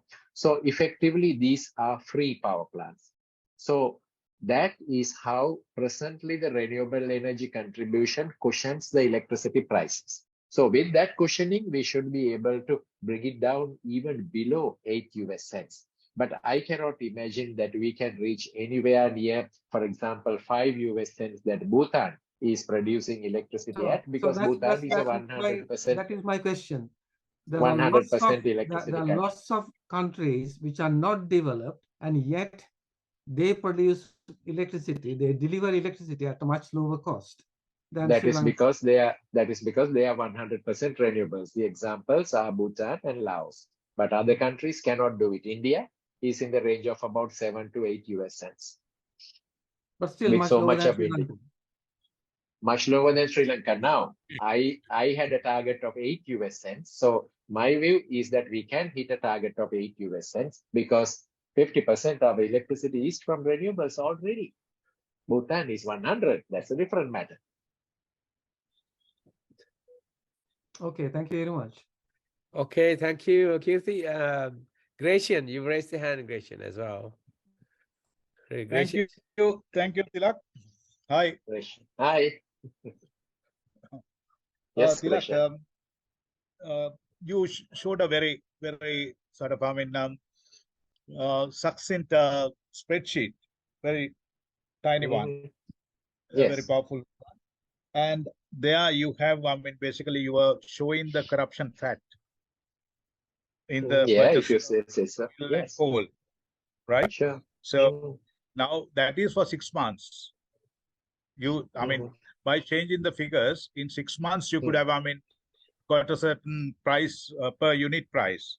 Applied Yes. to the number of units, you will get the total cumulative corruption fact for those 6 months, Yeah. right? If we do that from 2010 to 2023,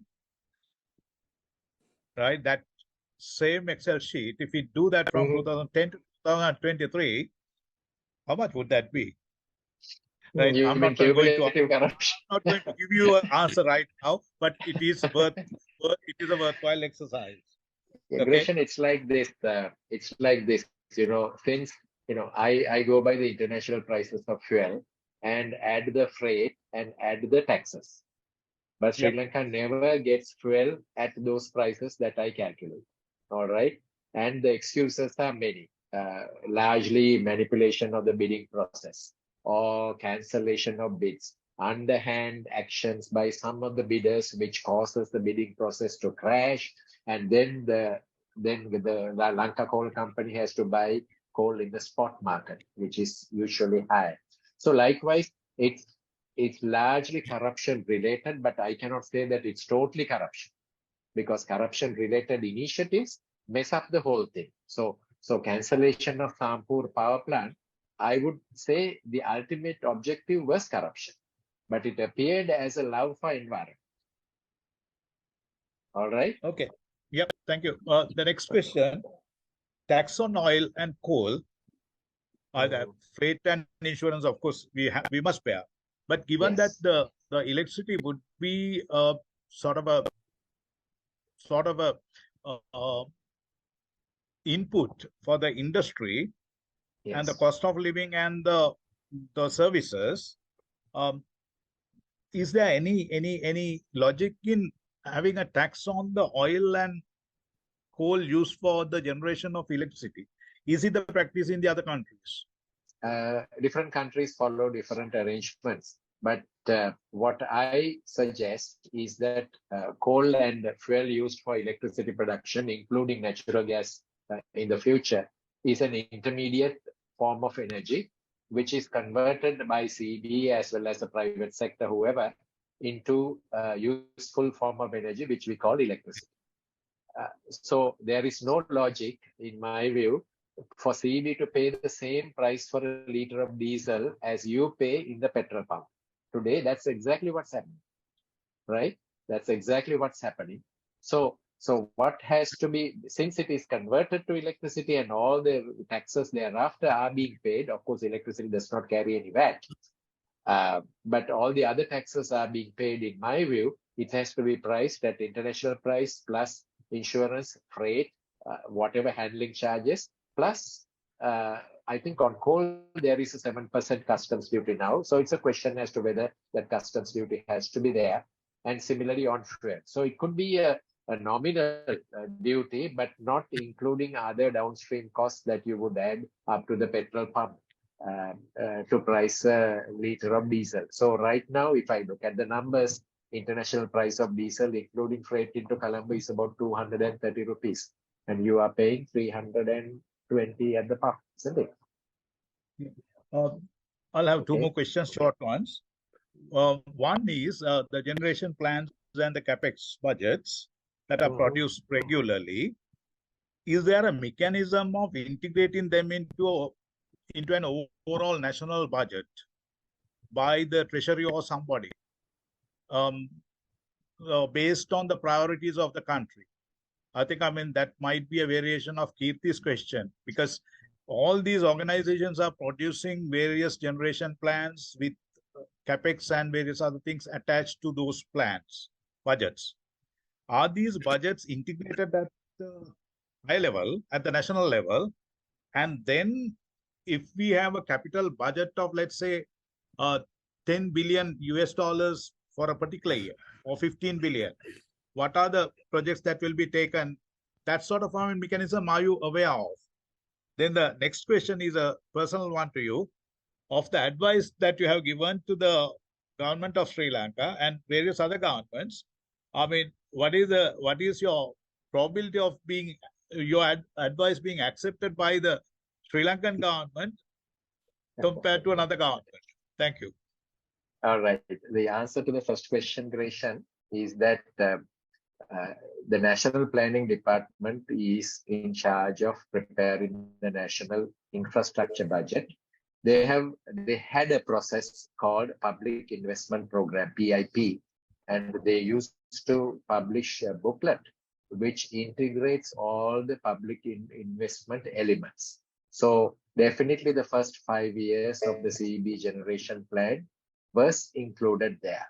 But this process was discontinued by Dr. P.B. Jayasundara in the late 90s, or probably about 10-15 years ago, saying that the PIP is not required, it's a private sector who is now going to invest. But then there was no visibility as to what kind of public investments have to be there, because even if the private sector invests on generation, transmission and distribution still remains public investments as long as CEB remains in the hands of the government.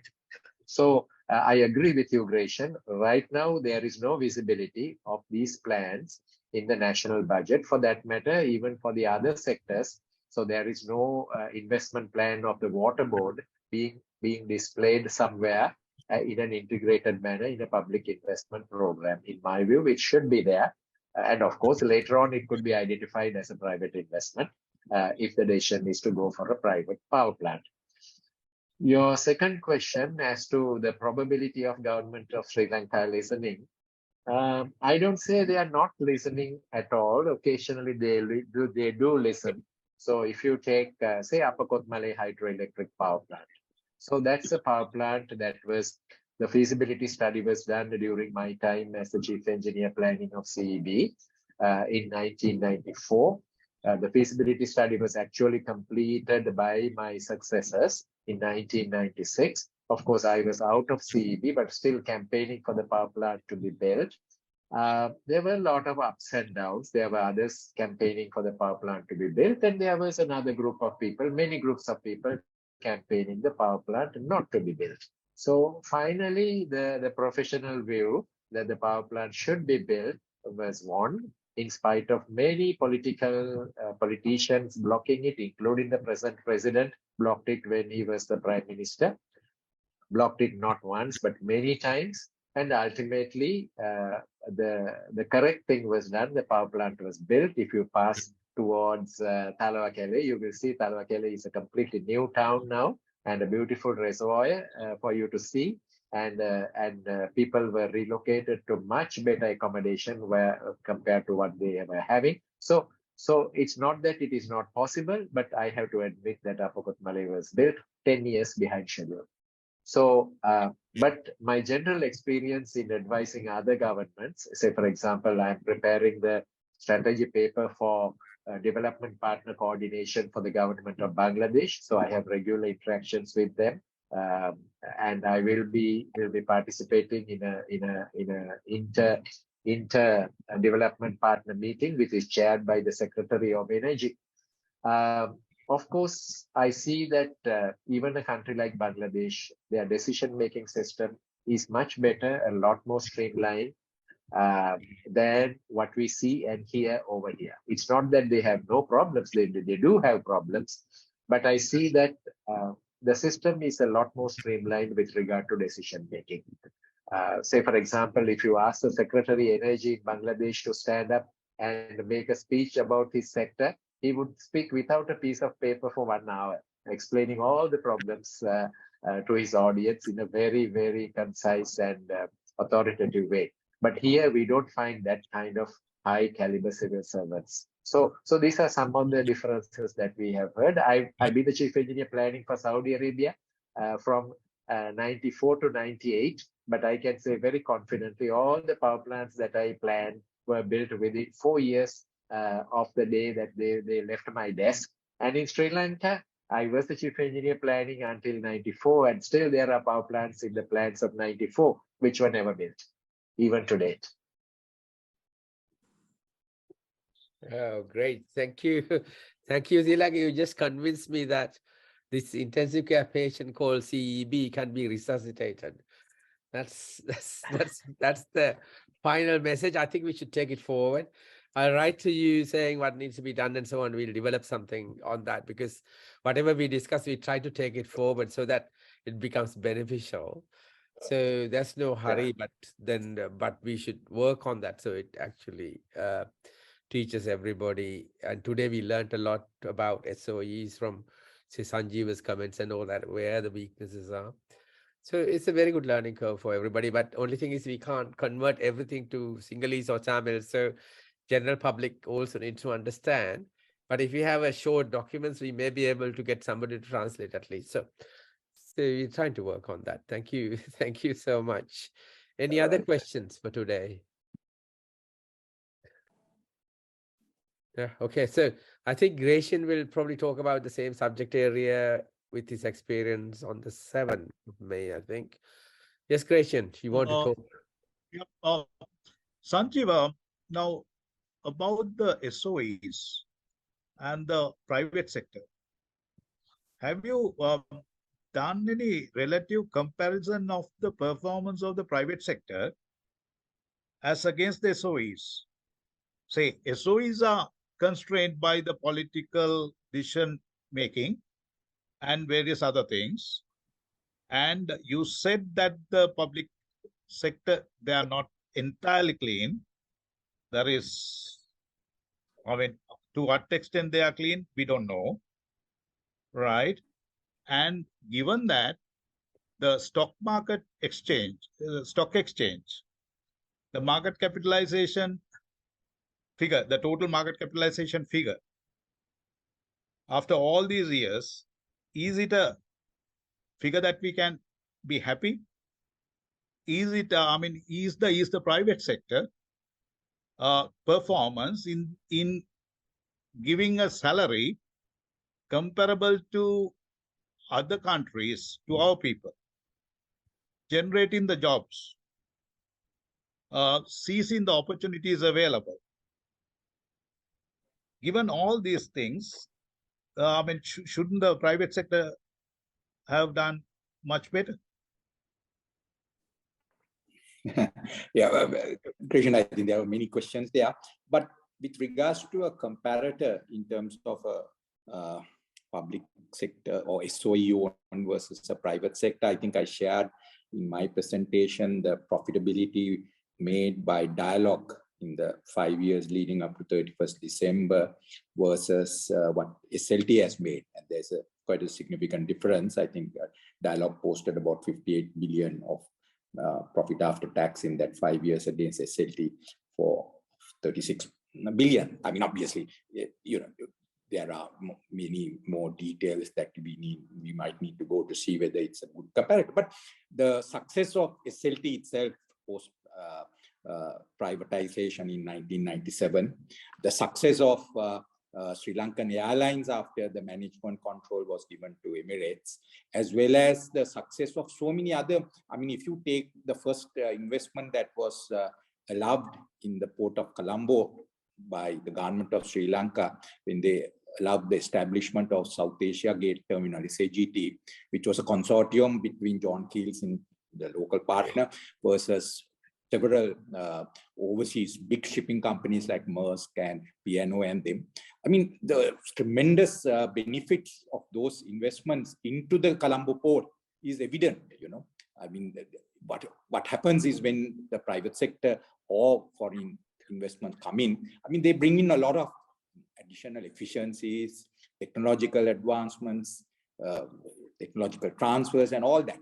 So yes, I think now if you go back to the question with regards to the private sector performance over, one thing we need to remember, and I worked in Sri Lanka from 1993. My initial period that I worked after returning from UK was for 12 years in the hotel industry of John Keells.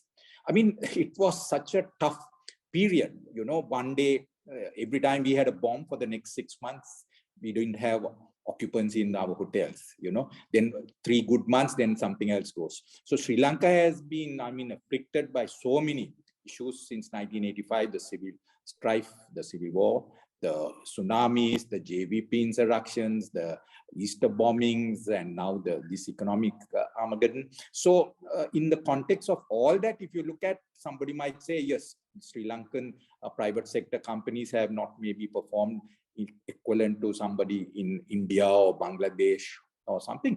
But overall, I feel that we have done as much as possible, because ultimately, out of the 8 million people who are employed in Sri Lanka, only 1.5 million is employed by the government. The rest of the 6.5 million people are employed in the private sector, as well as actually mostly bulk of it is self-employed basis. So technically, the Sri Lankan economy, to a large extent in that context, is in the hands of private individuals and the private sector. As to whether comparable salaries, it all depends. I worked for John Keys, which was one of the biggest conglomerates. And I would say, obviously as a senior executive in the company, my perks were comparable to maybe somebody else in some other country, maybe as not as high as in US or something. But generally, it is in a senior position in a private enterprise, people are looked after well as even at a lower level compared to state enterprises. But in our state enterprise, the problem is we are well overstaffed, so we are slicing the cake too thinly. Obviously, the private sector can do much better if the government let go of some of the bureaucracy that is there. To try and get a project approved for anything, whether it is a building approval or an investment approval. Something like, what Dr. Siampalpitiya said about regarding the power projects. It is similar to, there are so many projects which are delayed, and obviously sometimes these are delayed because they want something as a backhander. So doing business in Sri Lanka is very tough, I can guarantee. I'm now retired. I retired 5 years ago, and thankfully, I missed the issues which arose out of the Easter bomb and now the economic issues. But the 25 years I worked, also most of it was during the civil war strife. It was not easy at all. It's a pretty tough battle. So that's what I can tell you, Gratian. Gratian, you okay? Yeah. Okay. Kirti, yeah. Just a follow up. Now, thank you, Sanjeev. The other thing is, now you mentioned about antipathy towards the private sector, and don't you think there is a similar antipathy against the SOEs as well? Because sure, the SOEs are not performing, and they are not performing for a different reason. So instead of the blame being focused on the source of the constraints and the inefficiency, the SOEs as a sort of a entity or a category is being looked down at. This is a suggestion, and what are your comments? Thank you. Yeah, Gratian, I think at the beginning of my presentation, in one of the slides, I said, basically SOEs are, despite it being owned by the public, it is really not owned by anybody, because the public are pretty, are not involved in scrutinizing and holding anybody accountable, like in a private company where the shareholders hold the board of directors to account. So that's why I said it all depends on the governance. SOE performance is based on governance, and the lack of governance in the country obviously has impacted SOEs big time. And I think I also mentioned that, people like the CB, CPC, their losses are largely a result of political decisions where the governments have decided to provide a product or a service below cost. That's not, in a business environment, it is not possible. So therefore, I agree. But taking that out, I mean, that's the biggest downside of SOEs. But at the same time, Gratian, the problem with SOEs also is, unfortunately, in Sri Lanka, I'm speaking very honestly as a person who came, around the age of 35 and settled down here to work. And I had been exposed to working in the UK for a long time. One thing I realized was that too many of our people took the easy way of joining the government sector, the public sector, for lower salaries in the context of there being lack of accountability for performance and this, lifelong pension. So therefore, we have created that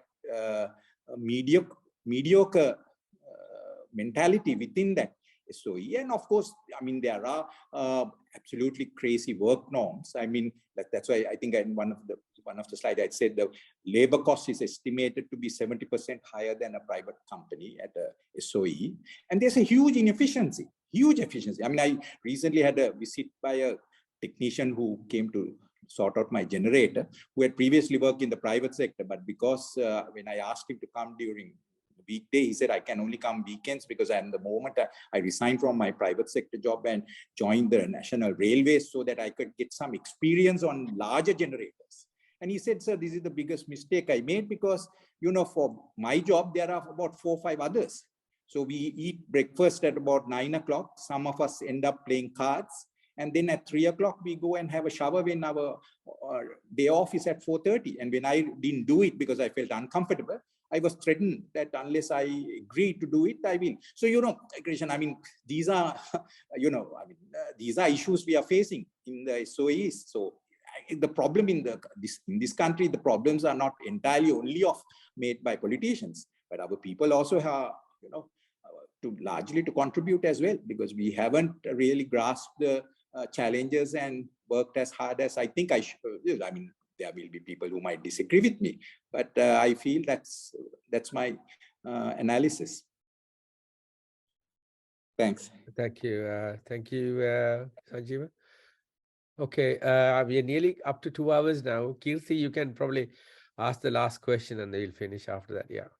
Yes, thank you very much, Yula. I just realized I have to apologize. I got my timing wrong. I realized that I had joined the meeting 1 hour late. Sorry. Anyway, in addition to that, I think I have to agree with lots of the comments that Sanjeeva has made. Now, obviously, my comments are based on observation made from a very long distance. Now, I believe in Sri Lanka, the private sector is doing reasonably well, pretty well, in fact. On the other hand, I clearly noticed that the SOEs are in a different world. They don't have any proper governance. They are not dependent on the meritocracy. So until and unless Sri Lanka develops a culture where the meritocracy is given the place, that is the right people in the right jobs, and they're having proper governance, I think it's going to be very difficult to have proper development. That's all I want to say. Thank you. Thanks, Kirti. We do have to try. Gratian, yeah, 1 minute, yeah. Yep. Sanjeeva, one more question to you. Let me put you in this hypothetical position. As the CEO of Temase Holdings-like organization in Sri Lanka, and give you a mandate like Warren Buffett gives to the CEOs of his Berkshire Hathaway, and say, Sanjeeva, you can do anything ethical, turn this around and give us a return to the people. Is that possible? Tough question. Thing is, Gratian, the thing is, I mean, in the first instance, I don't think with the present lot of people who are in power, and I'm not talking about just people in power in terms of governance, but even the rest of the people in the parliament, we will ever get a culture which allows people to act independently and in the interest of the country. This country has gone down the road of corruption to the core. It's, corruption is absolute. And I worked as a CFO for 25 years, and I saw, unfortunately, that engulfing the private sector as well. So in that context, I don't think we'll ever come to a stage where, I could be a CEO, because actually post-retirement, I have indicated to lots of people, I am prepared to work in a state-owned enterprise without a salary, as long as we are given a free hand. We cannot be constrained by bureaucracy, but of course, I'm low down in terms of my recognition of, I am quite sure there are a lot of us who retired from the private sector who are more than prepared to give something back to this country, because we have been in it for the last so many decades. But I can't see that, but I hope one day we will, not in a too distant future, we will have a situation where, that type of independence. And because Sri Lanka certainly has the caliber of people. I know Dr. Siyambalapitta, he might not remember me, but I used his expertise in somewhere in 1990s when I was a part of the hotel industry, when we went to Supreme Court to try and prevent the CB charging us a super tariff because we were hotels. And he was the person who advised, and I learned a lot of my information on CEB through him. So we have, a lot of very capable, experienced people, just as much as many of our people who have migrated are showing their capabilities overseas. So we have it, but then we need to change this political culture. And of course, there are, not only the political culture, even the people have to change a lot, in that regards, the lack of discipline, there are so many aspects of it. Yeah, thanks, thanks, Sanjeeva. Yeah, Gracian, my conclusion is that humans needs both the education and rules that are implemented to be good. So otherwise, they always tend to go on the wrong path. So there are no good cultures anyway. It has to be built. So we can work on that, Gracian. Okay, thank you. I think thank you for everybody today. Yeah, just 1 minute. I just want to tell the audience, because some of you might thinking that, I have very strong opinions, but, when I was the CFO for most of the big John Case companies, as a finance person, I had maybe about 50 accountants who went through me. Most of them were from outstation. They were never products of Royal College or Ananda or St. Thomas's. These were boys who came from Matara, the Calls, and other areas. People whose primarily language was in Sinhala. But the only difference was that they, of being accountants, did that professional examination, which sharpened them, and their attitude and everything was great. There was no, they were guys who were prepared to work 10 hours a day if necessary. So Sri Lanka has that potential. It's just that we need some good leaders to, bring it together. We just need some people to bring it together. Otherwise, we have the talent. There's no doubt about it. Absolutely. Sorry, we do have the talent. We need to work to get it right. That's all we have to do. Thank you for everybody's communications and correspondence today. It was a very good meeting. And I think, Tilak, I might be writing to you, asking for more with time. And Sanjeeva, you can also contribute because you got so much experience in relation to this area working locally. So thank you all. And then we'll meet next Sunday. I think we're going to talk about human rights. And then I think 7th, it's going to be again under this subject. I think Gracians will going to talk. We'll advertise all that. Great. Thank you all for all this wonderful discussion. It's very productive. I'll try to make it more useful with certain other, activities. Thank you very much. Yeah. Great. Okay. Good night, everybody. Thank you. Bye.